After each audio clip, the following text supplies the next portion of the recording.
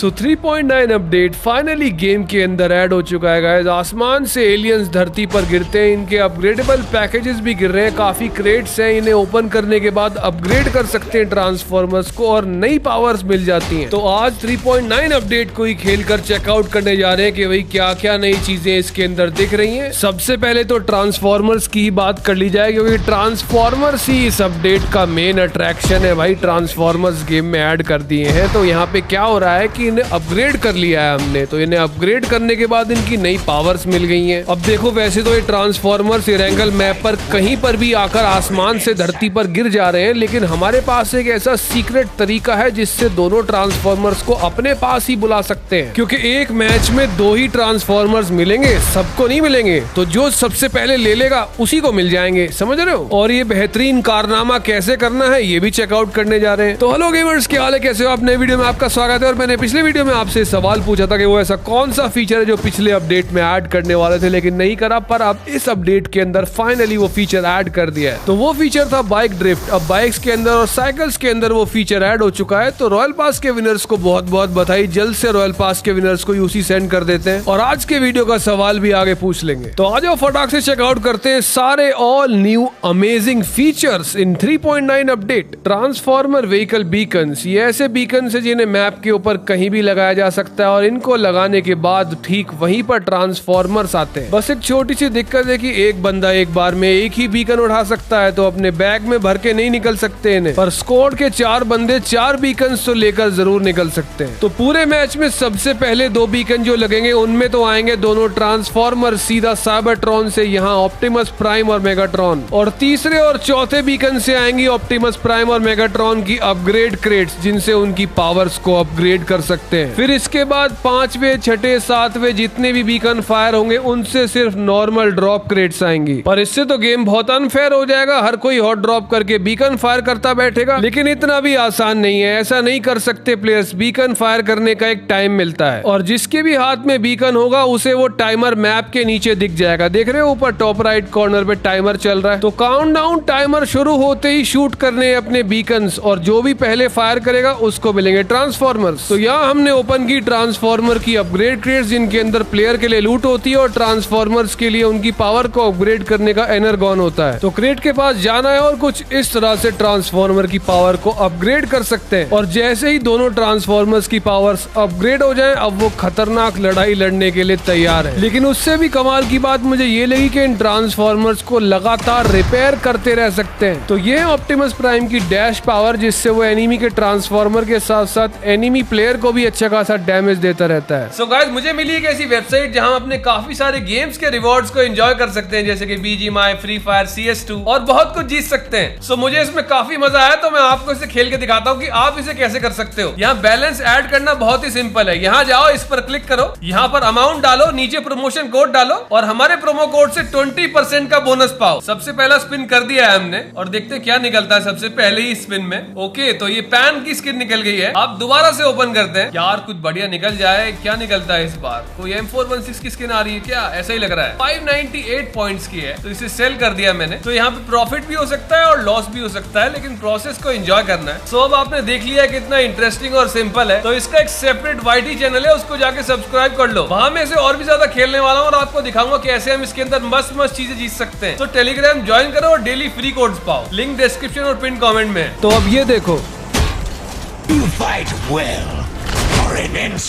यहाँ Megatron destroy हो चुका है, तो उसके पास जाने के बाद उसका प्लेयर कुछ इस तरह से उसे हील कर सकता है और उसकी पावर फिर से 100% हो जाती है, मतलब पूरी HP हील हो जाती है ट्रांसफॉर्मर की इससे। फिर ये है Megatron buff But I still function.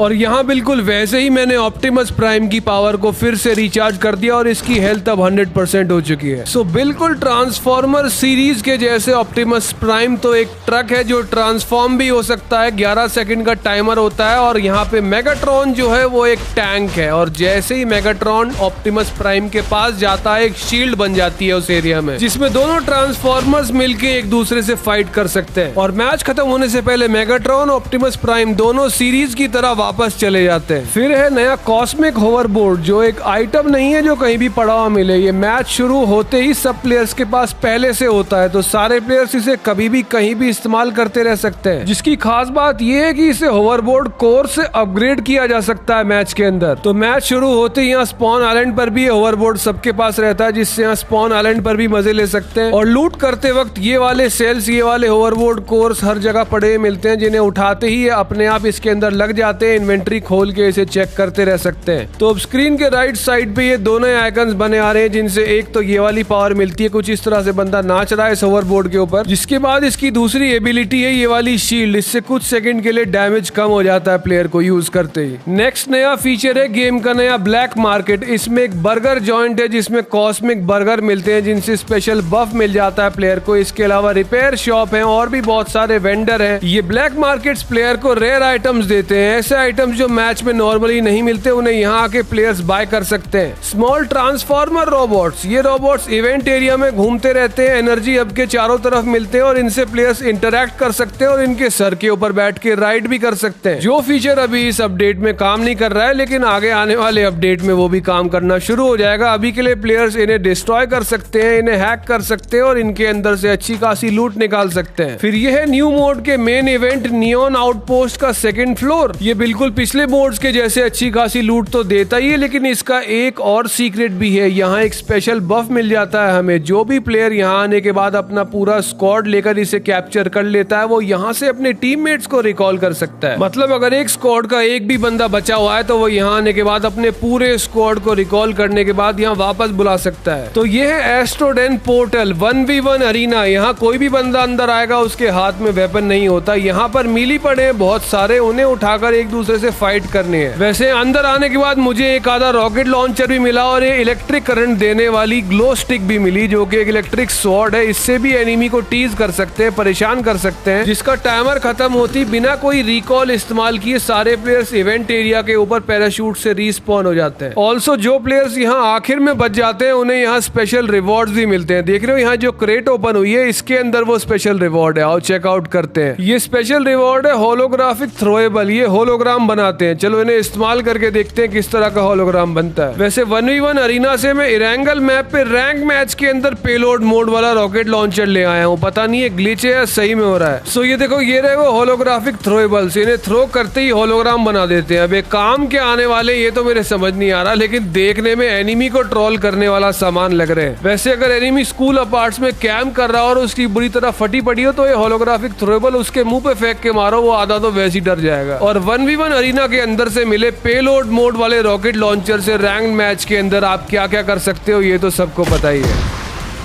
तो ये है गेम की नई असॉल्ट राइफल ASM वेपन। इसमें M416 वाला एमओ यूज हो रहा है। तीनों फायरिंग मोड्स हैं, full auto, 2 shot burst, single shot. और इस गन की सीक्रेट ये है कि इसके पहले 2 गन शॉट्स बहुत प्रिसाइज होते हैं।